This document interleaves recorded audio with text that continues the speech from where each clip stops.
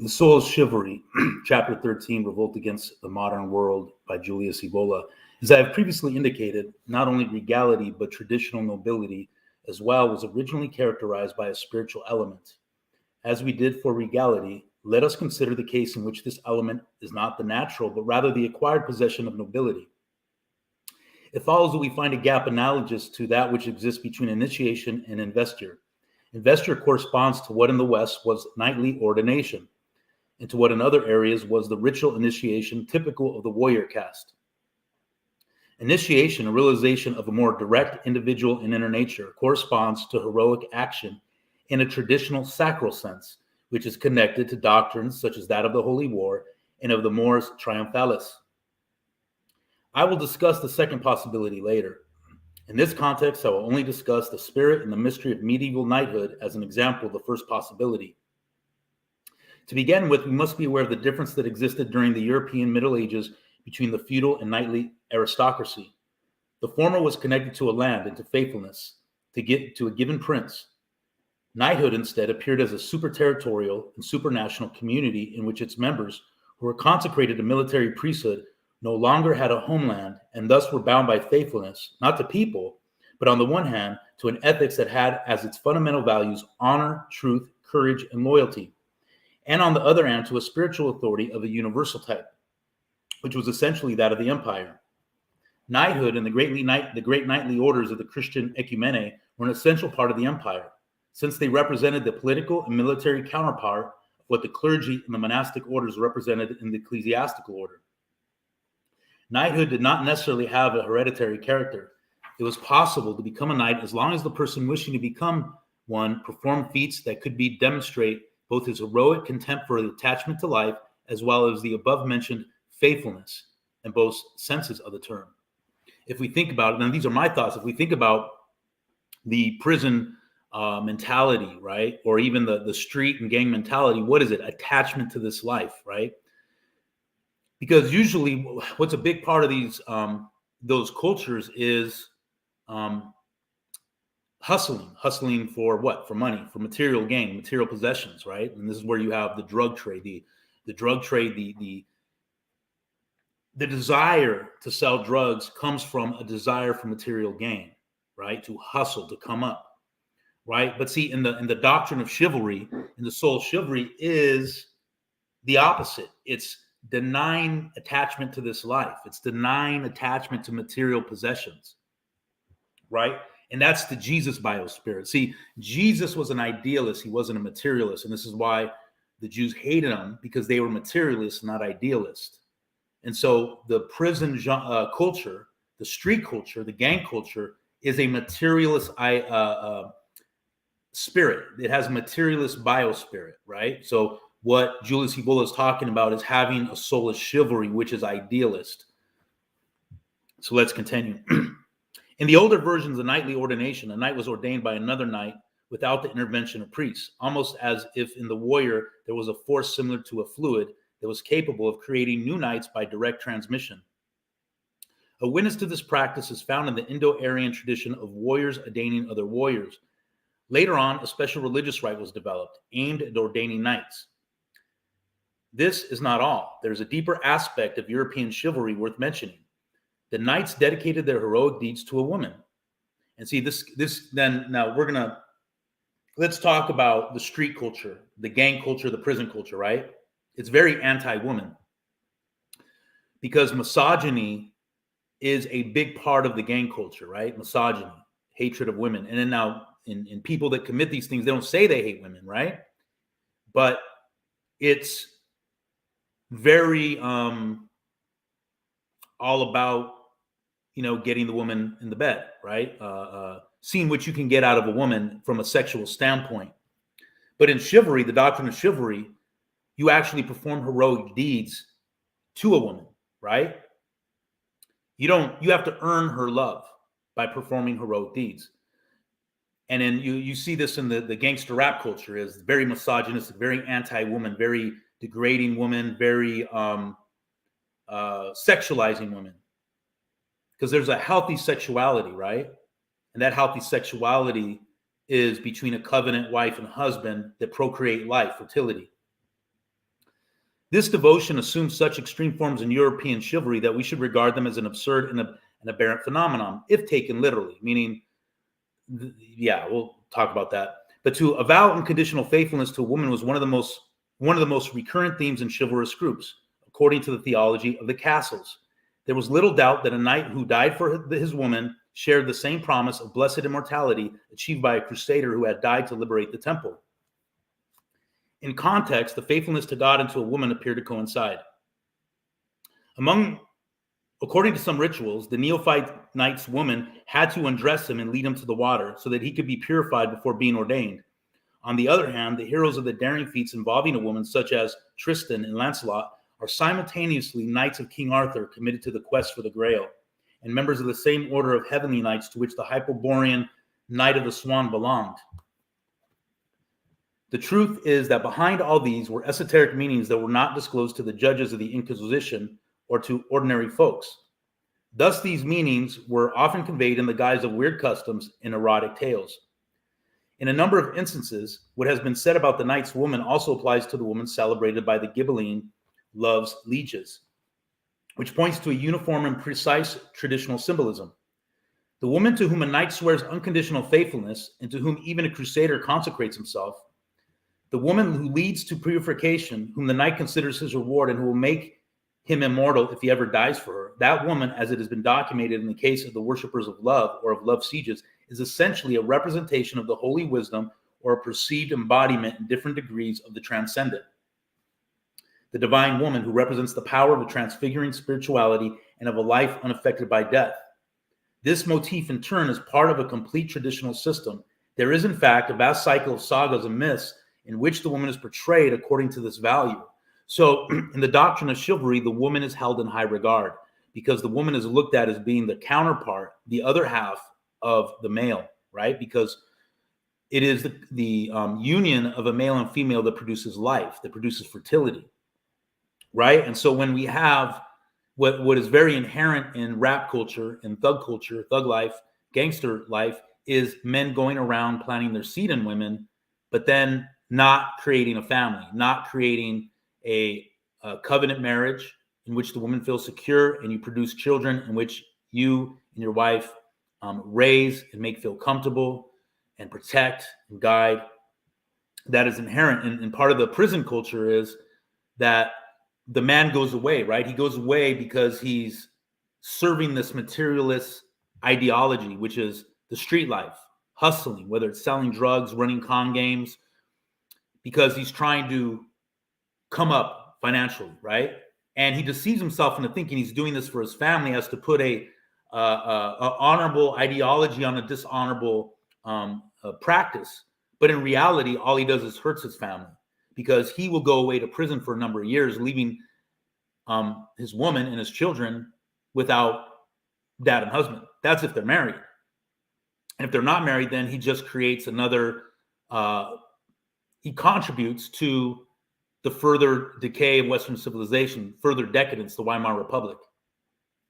Okay. So let's continue. According to some rituals, the neophyte knight's woman had to undress him and lead him to water. Oh, I read that. Okay. Let's go to, right here. Okay. This motif, in turn, is part of a complete traditional system. There is, in fact, a vast cycle of sagas and myths in which a woman is portrayed according to this value. The same theme runs through the stories of Heb, a perennial youth who becomes the spouse of the hero Heracles in the Olympian domain, of Idun, whose name means rejuvenation, renewal, and of Gunnlod, the holder of the magic potion Oraher, who attempt in vain to attain Freya, the goddess of light, who is constantly yearned for by elemental beings, of Brynhild, whom Odin appoints as the earthly bride of a hero who will dare go through the flickering flames surrounding her hall, of the woman of the land of the living, and of the victorious one, Boagad, who attracts the Gaelic hero Canal Kernak, of the Egyptian women who offer the key of life and the lotus of resurrection, of the Aztec Tioya Miki, who leads the fallen warriors to the house of the sun, of the well-shaped, strong, and tall-formed maidens who make the soul of the righteous go above the Kavad bridge and who place it in the presence of the heavenly gods themselves, of Ardvi, Sura Anahita, strong and holy and who proceeds from the God of light, and of whom one asks for the glory which belongs to the Aryan race and to the holy Zarathustra, as well as wisdom and victory of the bride of Gesar, the Tibetan hero who is an emanation of the conquering Dolma. Not without relation to the double meaning of the Sanskrit term Sakti, which means both bride and power, to the Fravashi, divine woman who, like the Valkyrie, are simultaneously transcendental parts of the human soul and beings who bestow victory on those who invoke them, favors on those who love them, health on those who are ill. This theme helps us penetrate the esoteric dimension of some of the chivalrous literature about the woman and her cult. In the Indo-Aryan tradition, it is said, verily not for love of kastrahood, in a material sense, is kastrahood dear, but for love of the soul, the principle of the self, which is light and immortality, kastrahood is dear. Kastrahood has deserted him who knows kastrahood is anything else but the soul. Now, what I'll say is that the problem with, like, say, the street culture, the gang culture, right? And even the prison culture is people that are involved in that haven't yet conquered the inner war, right? So what they're doing is they're trying to fight this holy war, whether it's over their territory, colors, a gang affiliation, an organization, race, whatever you want to call it. So they haven't conquered that inner war within themselves, right? And because they haven't rooted out that soul of materialism, the materialist biospirit. It's a Judeo-biospirit, materialism, right? And what they need is to conquer that inner war so that they have a soul of chivalry, right? And the soul of chivalry, you now are detached from the material things of this life, and now you're fighting for spiritual principles, honor, right? Okay, to earn the love of a woman. And by earning that love of a woman, you have placed value on that woman. Once you earn that, you now, because you've earned it, you've paid a price to earn that love, you don't want to forfeit that love. So therefore comes in loyalty and faithfulness, and you won't cheat on her, you won't disrespect her, you won't just impregnate her, leave her to be a single mother, which this culture, and it's in the gangster rap culture, the gangster culture, is one where you do plant your seed, where you do go impregnate women, and then you now have baby mamas. But that's not the way a healthy, functioning civilization operates. The backbone of every healthy civilization is the family unit, right? For a man to make a covenant with a woman and to be faithful to her. And obviously the woman to be faithful to a man, not to go plant your seed and just go sleep around. That's materialist, right? Because you think that makes you more of a man. In fact, it actually steals from your soul. It degrades you, right? It turns you into nothing more than someone who obeys base instincts.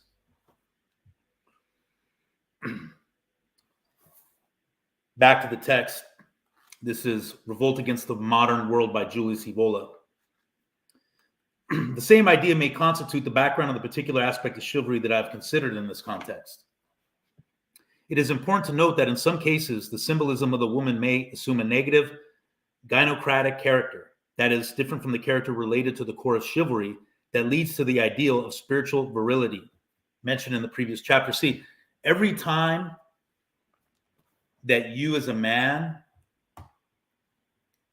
go and sleep around, or you're masturbating because you're thinking of these women that you've seen in images or seen throughout the day and you're lusting after them, you give your virility to them.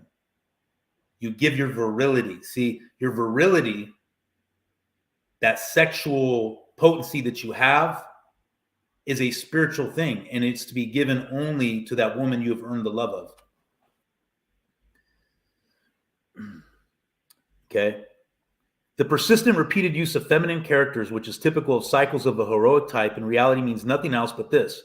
Even when confronting the power that may enlighten him and lead him to something more than human, the only ideal of the hero and of the knight is that active and affirmative attitude that in every normal civilization characterizes a true man as opposed to a woman. See, what makes someone a man as opposed to a woman in character, right, is the fact that he is chivalrous, that he is heroic and takes heroic action, right?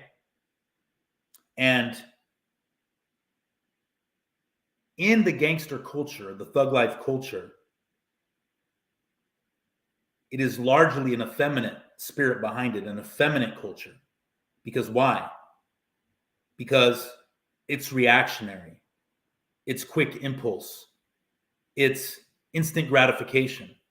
Many people commit crimes because they cannot delay gratification, right? They have low impulse control, okay? And these on a man are feminine characteristics. So the thug life, the gangster life, the drug life is effeminate in spirit. It's not chivalrous. It's not what characterizes a true man. What characterizes a true man is able to delay gratification, right? Not to be impulsive, right? Not to go and do actions like sleeping with the woman, but not be responsible for the consequences and then make her a wife and be an everyday father to that child. And in gangster culture and thug culture, it's the very opposite, very materialistic. Getting the bag, hustling for the bag, sleeping around, thinking that makes you a conqueror because you're able to get women. But it doesn't. It steals from you. It steals from your manhood. This is the mystery that in a more or less hidden form has shaped a part of the chivalrous medieval literature, and that was familiar to the so-called courts of love, since it was able to confer a deeper meaning to the often debated question whether a woman ought to prefer a cleric or a knight. Even the odd declarations of some chivalrous codes, according to that which a knight who is believed to have a semi-priestly dignity or to be a heavenly knight has the right to make other people's women his own, including women of his own sovereign, as long as he proves to be the strongest, and according to which the possession of a woman automatically derives from his victory. It must be related to the meanings that I have discussed in the context of expounding the saga of the King of the Woods of Nemi, described in chapter 1. Right? And basically what this is women naturally like the strong man. Women naturally like the knightly man, the chivalrous man. It's an attraction, right? We are entering here into an order of real experiences, and thus we must renounce the idea that these are just inoperative and abstract symbols. I must refer my readers to another work of mine, the Metaphysics of Sex, where I said that the initiatory woman or secret woman can be evoked in a real woman. In this book, I also explained the eros, the love and sex were known and employed according to their real transcendent possibilities. Such possibilities were hinted at by several traditional teachings, so much as to define a special path leading to the effective removal of the limitations of the empirical self into the participation in higher forms of being. Essentially, the nature of the warrior was such as to present eventually a qualification for this path. I cannot, however, develop this point any further in this context. Materialized and scattered fragments of an ancient symbolism are also found in other cases, such as the fact that the title of knight confers a special prestige, that the knight is in some cases so close to his horse that he shares both danger and glory with it, and may become richly demoted from his rank when he allows himself to be unsaddled. These facts may lead us beyond the merely material dimension and may be related to other phalations of the ancient symbolism of the horse. The horse appears in famous myths of Perseus and Bellerophon as a winged creature capable of taking to the sky, the riding of which constitutes a test for divine heroes. The symbolism becomes more evident in the Platonic myth, where the outcome of the choice between the white and the black horse determines the transcendental destiny of the soul, represented by the charioteer, and also in the myth of Pantheon, who was flung into the river Eridanus by his horse's driving forces, who drove the sun chariot through the sky. See, and basically that choice between the white and the black horse, right? We have choices to make. We have choices to make in life. You can either do things in a way that is honorable, chivalrous, the choice between the white and the black horse, the horse of chivalry and the horse of darkness, right? And the question is, which choice will you make when push comes to shove? Will you choose the white horse or the black horse? The white horse represents chivalry, honor. The black horse represents darkness, a dark character. In its traditional association with Poseidon, the god of the fluid element, The horse played the role of a symbol of the elementary life force. Even in its relation with Mars, another equestrian god of classical antiquity, the horse was the expression of the same force which in ancient Rome was subjected to the warrior principle. The meaning of two representations, which in this context have a particular importance, will now become clear. First, in some classical figurations, the hero-like soul that was transfigured or made was presented as a knight or accompanied by a horse. The second figuration is the so-called Kalki Avatara, according to the Indo-Aryan tradition. The force that will put an end to the dark era, Kali Yuga. See, right now, we're living in a Kali Yuga. We're living in a dark age, right? Because we live in an age when the most base, reprehensible ideologies and morality is being exalted. And gangster life, thug life, that is a base, lower morality, and it's being exalted and celebrated, right? And so my point is that those who have come out of that lifestyle need to change their paradigm. And when you come out of prison, prison politics no longer apply in the real world. When you become a certain age and now you have a family and you're working a regular job, street politics are no longer part of your life. Right? Because they're a lower base, they're lower tier politics, they're lower tier, it's lower tier morality. There's no honor among thieves, remember? No honor among thieves. See, these people that come out of that need to graduate to a higher morality, the soul of chivalry, the doctrine of chivalry. Okay? So the second figuration is the so-called Kalki Avatara. According to the Indo-Aryan tradition, the force that will put an end to the dark era, the Kali Yuga. It will be embodied in the form of a white horse. It will destroy the evil people, and particularly the Mlekas, who are warriors demoted in rank and destroyed from the sacred. So the white horse is that Kalki Avatara that comes to put an end to the dark era, the Kali Yuga, right?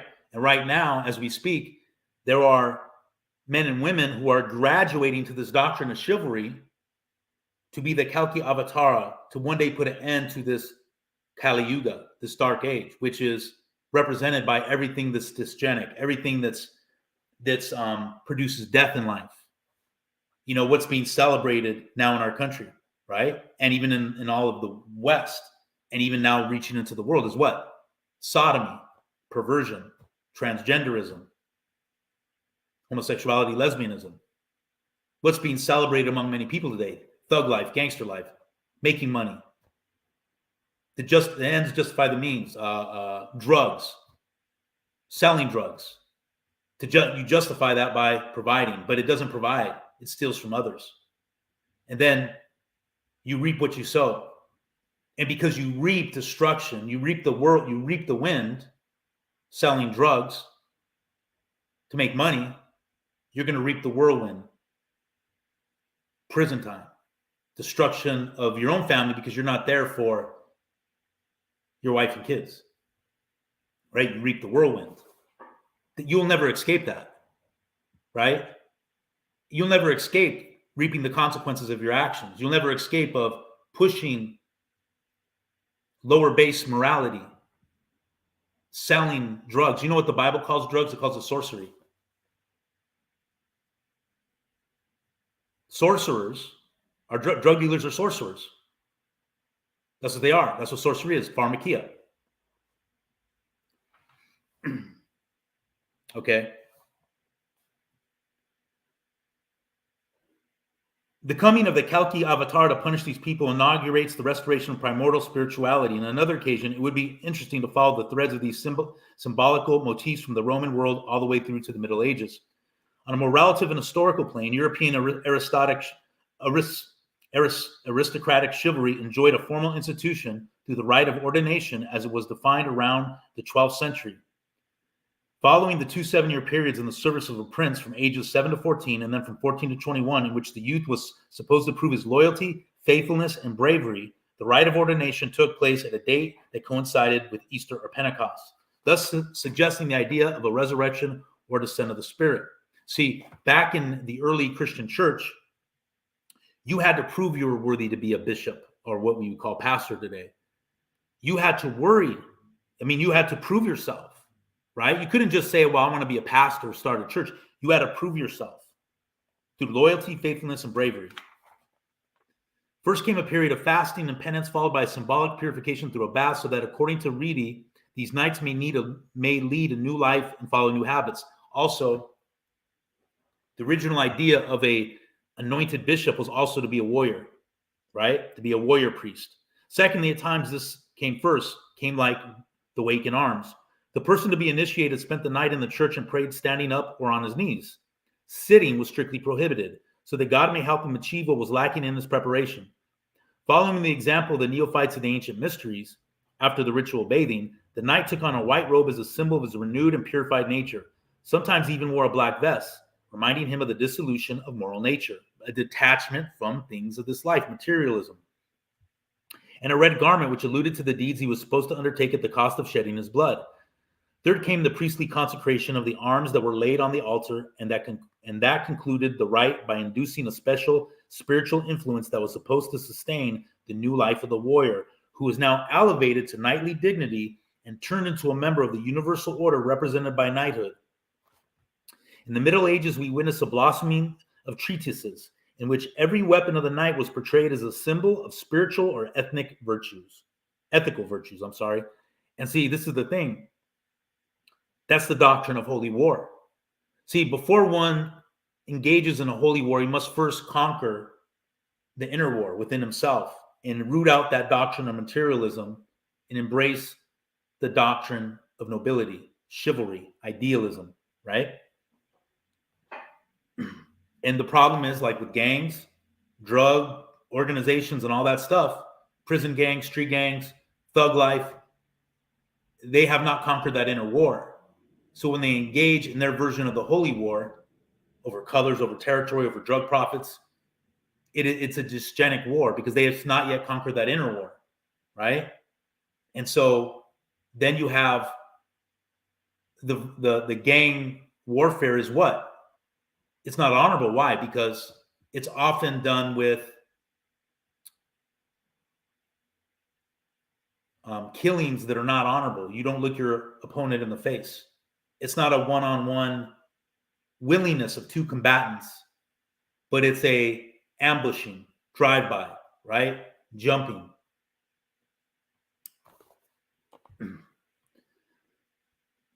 So the side of the north represented spiritual, ethical virtues. Symbols that were almost intended to remind him of these virtues in a visible way and to connect any chivalrous deed with an inner action. See, a man can only be chivalrous when he has the soul of chivalry and roots out the Judeo-bio-spirit of materialism.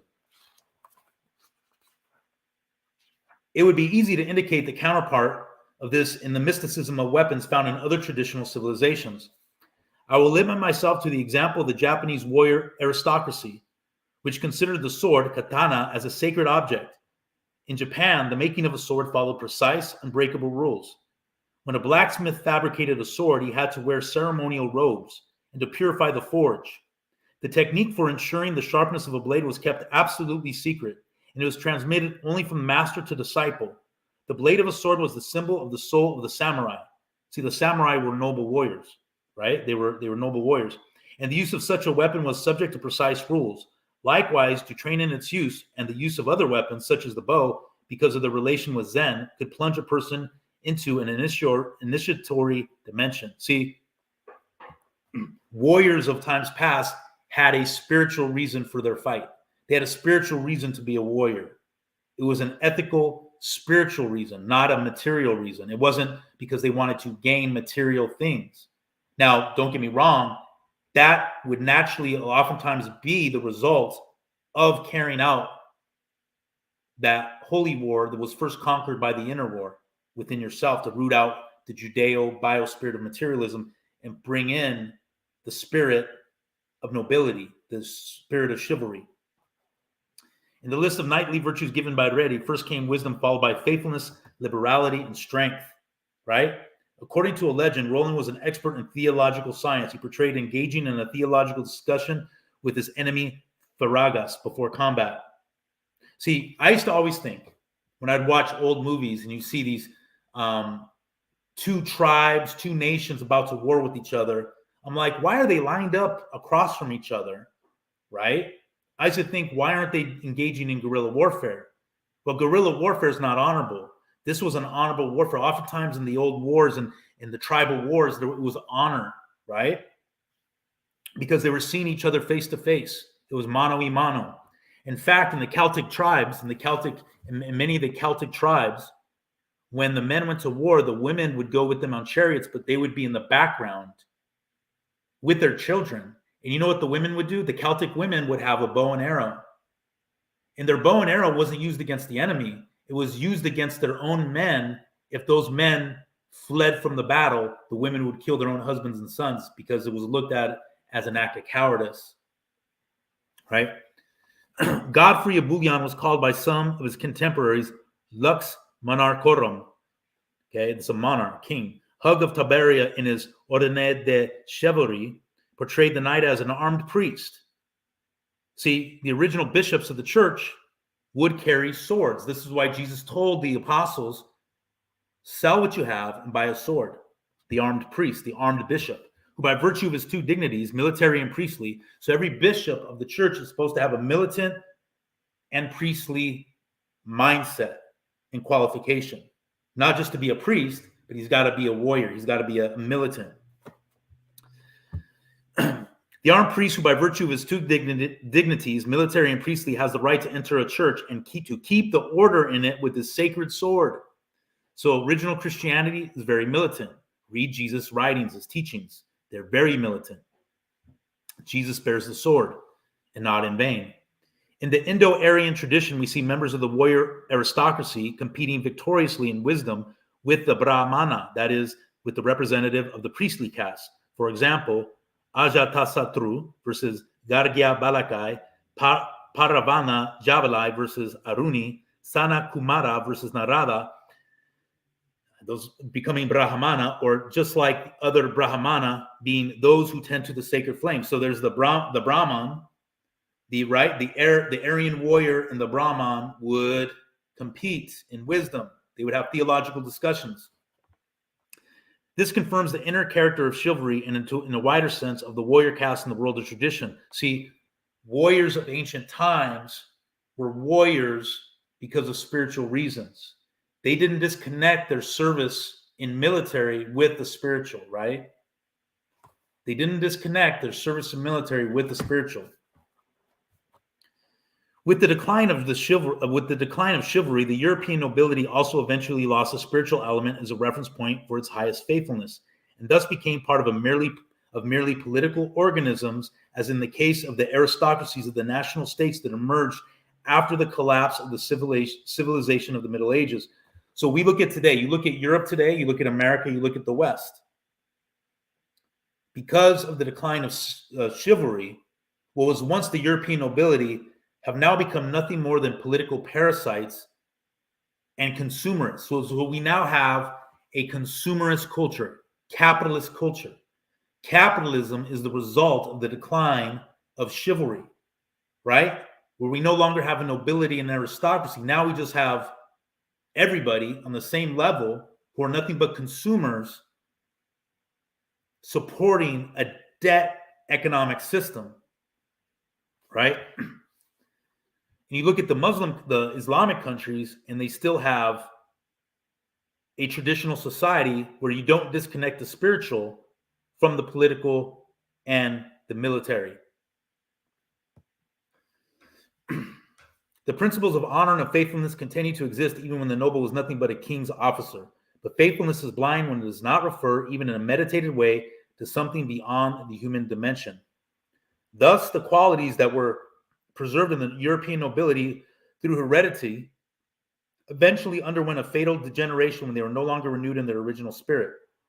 The decline of the regal spirituality was unavoidably followed by the decline of nobility itself and by the advent of the forces found in the lower order. And this is what basically the lower order is, when you disconnect spiritual and ethical values from your sword, and now degenerates because nobility declines, the spirit of nobility declines, the culture of nobility and chivalry, and now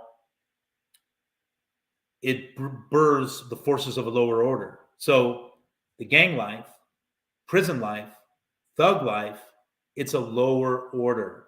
It is disconnected from spirituality because all the ideology and the reasons they do things are all rooted in materialism, which is just, see, the gang cultures, prison cultures, thug life cultures, drug cultures are all rooted in materialism, right? They're just a offshoot. They're just a natural consequence of the decline of nobility and chivalry and the decline of civilization. And it's the product of a capitalist consumerist society. The only difference is they're doing it outside the law versus corporations that do it within the law. I have mentioned that chivalry, both in its spirit and in its ethics, is an organic part of the empire and not of the church. It is true that the knight almost always included in his vows the defense of the faith. This should be taken as the generic sign of a militant commitment to something super individual, rather than a conscious profession of faith in a specific and theological sense.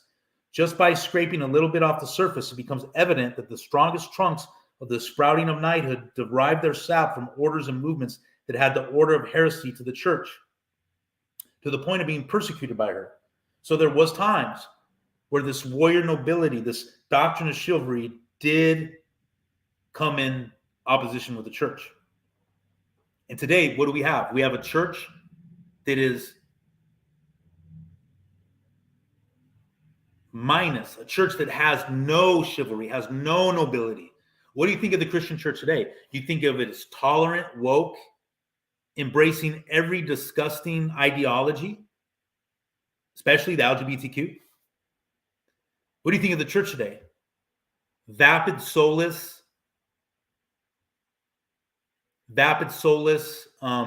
platitudes. Oh, I love you. We love everybody. Jesus loves everybody. That's what you think of the church, because now it's devoid of chivalry. It's devoid of nobility, right?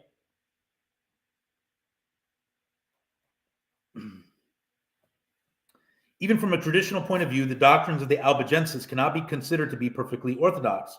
However, we cannot fail to notice, especially in reference to Frederick II to the Aragoneses, a certain connection between the Albigenses and a current of chivalry that defended the imperial idea against the Roman Curia, and which during the Crusades ventured all the way to Jerusalem, not without a reason, which it conceived almost as the center to a higher spirituality than that which was incarnated in papal Rome, right?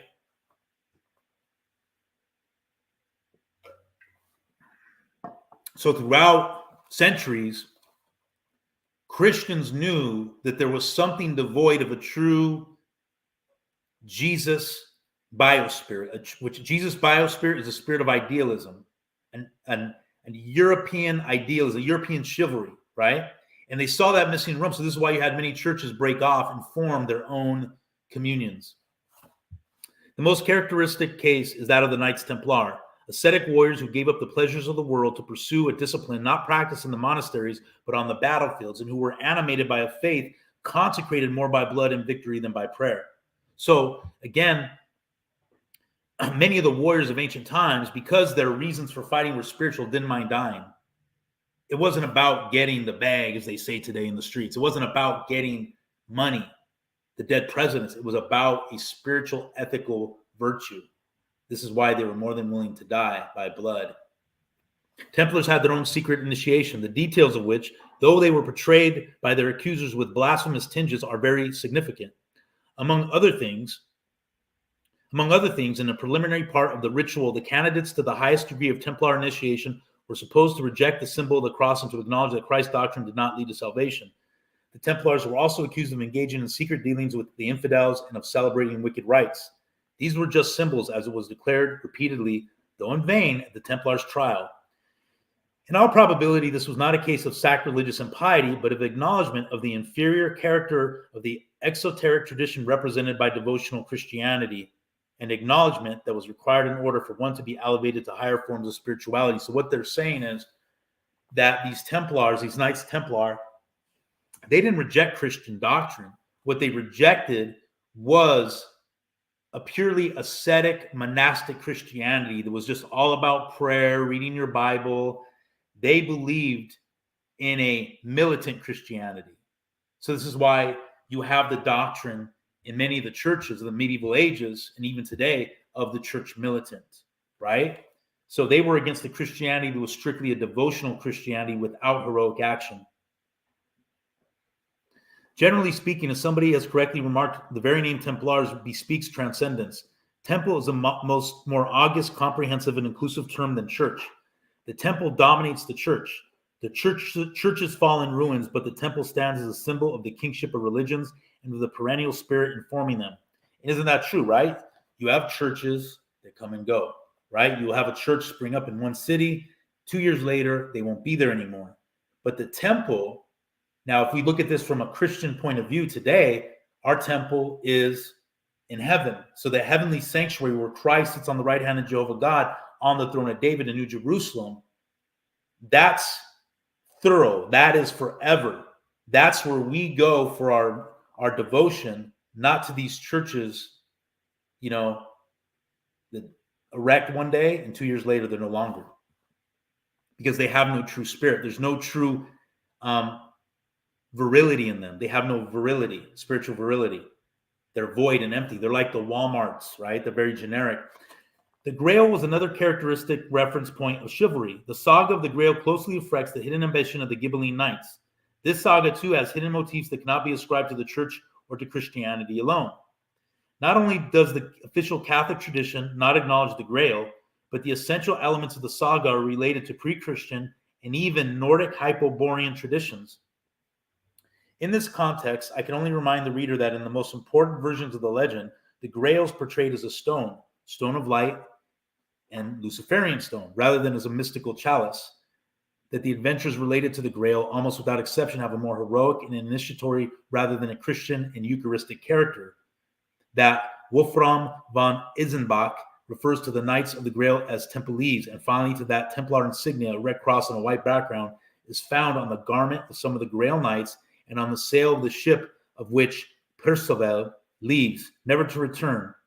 Now, let me talk about the Eucharist. The Eucharist meal in Christianity has been basically reduced to grape juice and crackers, okay? The Eucharist, Eucharist means Thanksgiving meal, and at one time, it was so important in the Christian church, they took it every Sunday on the Lord's Day, which today is.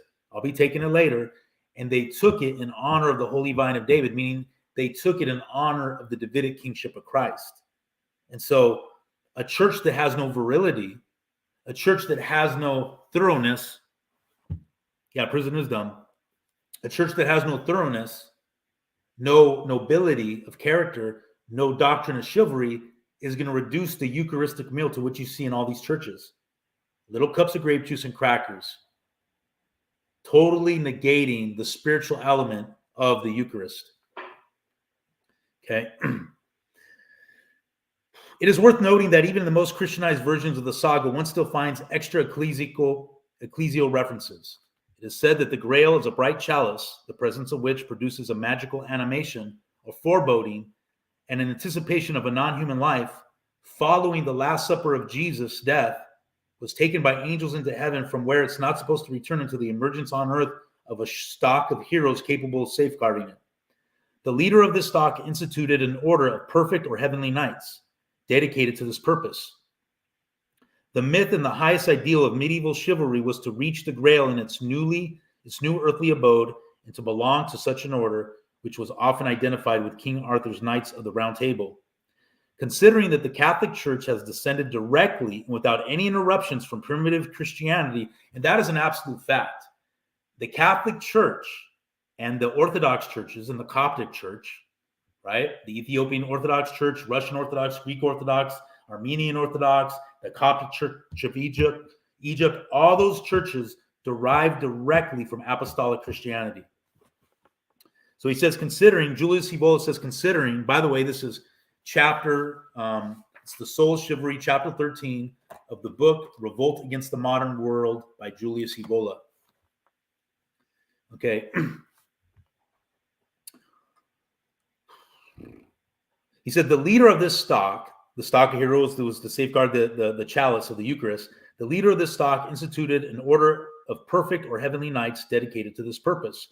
The myth and the highest ideal of medieval chivalry was to reach the Grail in its new earthly abode and to belong to such an order, which was often identified with King Arthur's Knights of the Round Table.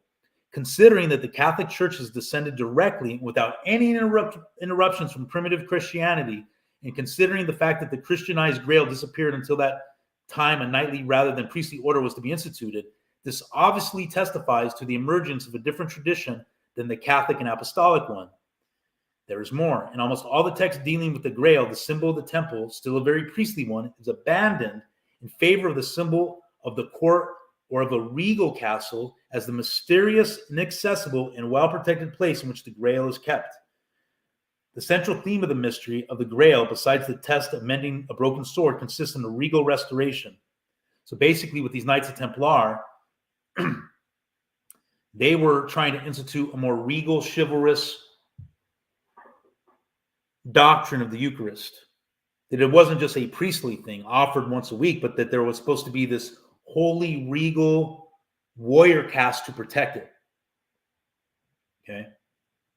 And what religion lacks today in the West, namely Christianity, it lacks a warrior caste. It lacks a militant mindset. It lacks a warrior mentality, right? It's just become nothing more than a vapid soulless virtue signal of telling everybody you love them and embracing every hedonistic lifestyle. Okay. There is the expectation of a knight who will restore the prestige of a decadent realm and who will avenge or heal a king who is either wounded, paralyzed, or in a catatonic state. Crisscrossing references connect these themes both to the imperial myth and to the very idea of a supreme, invisible, and polar center of the world. It is obvious that in this cycle, which was important to the medieval chivalrous world, a particular tradition was at work. This tradition had little to do with that of the dominant religion. And although it occasionally adopted some elements from Christianity, maybe it did so to better express or conversely to hide itself, the Grail is truly a myth of the regal religion that confirms what has been said about the secret soul of chivalry. So basically, the Knights of Templar wanted to bring back a chivalrous doctrine to the church, right? They wanted to bring back a regality and nobility to Christianity. And the Bible teaches this. It calls us kings, queens, and priests because of what the only begotten King Jesus Christ did on the cross, shedding his blood for the sins of those who would believe he's the Son of God. When looking at the outer domain relative to a general view of life and of ethics, the overall scope of the formative and correcting action that Christianity underwent because of the world of chivalry must be acknowledged. Christianity could not reconcile itself with the ethos of chivalry and espouse the idea of a holy war other than by betraying the principles of that dualistic and escapist spirituality that characterizes it over and against the traditional and classical world. So this is what you have today. So what Julius Evola is talking about is that Christianity has a dualistic and escapist spirituality. Why? They're waiting for the rapture. They're waiting for Jesus to come and solve all the problems of the world. They're dualistic, meaning they say that earthly life doesn't matter and it's only our spirits that matter, our souls. So therefore, the church doesn't take action. They don't promote taking action against wicked people and wicked things and wicked ideologies, right? And so they can't espouse the idea of a holy war. But when you combine, right, the doctrine of chivalry with Christianity, because Jesus was a man of chivalry, then once you conquer that inner war of materialism, right, on one hand, and all that means is your goal in life isn't to obtain material possessions, right? Then you can combine your actions to a spiritual virtue. You have conquered that inner war, and now you can engage in a holy war. Because true Christianity is militant, not dualistic, where you just have an escapist spirituality because this physical life means nothing, right? Christianity had to forget Augustine's words. Those who can think of war and endure it without experiencing great sufferings have truly lost their sense of humanity. The more radical expressions of Tertullian and his warning, the Lord, by ordering Peter to put the sword back into his scabbard, has thereby disarmed soldiers. The martyrdom of Saints Maximilian and Theogon, who preferred to die rather than to serve in the army, and St. Martin's words prior to battle, "I am a soldier of Christ, I am not allowed to draw the sword." Christianity also had to bestow on the chivalrous principle of honor a very different understanding than what the Christian principle of love could allow for. Moreover, it had to conform to a type of morality that was more heroic and pagan than evangelical, right? It also had to close an eye to expressions such as John of Salisbury's, "The military profession, both worthy and necessary, has been instituted by God himself, and it even had to come to see war as a possible ascetical and immortalizing path." Moreover, it was thanks to this very deviation of the church from the main themes of primitive Christianity that during the Middle Ages Europe came to know the last image of a world that in many aspects was of a traditional type. And that, my friends, is the doctrine of chivalry.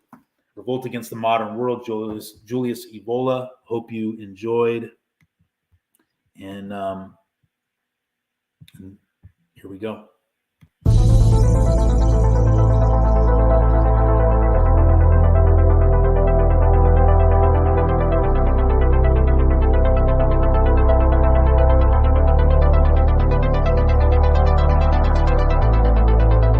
Do not go gentle into that good night. Old age should burn and rave at close of day. Rage, rage against the dying of the light. Though wise men at their end know dark is right, because their words had fought no lightning, they do not go gentle into that good night.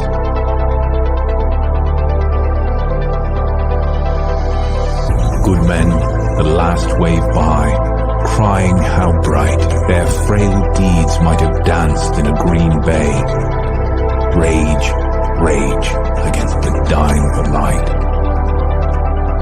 Wild men who caught and sang the sun in flight, and learned too late they grieved it on its way. Do not go gentle into that good night.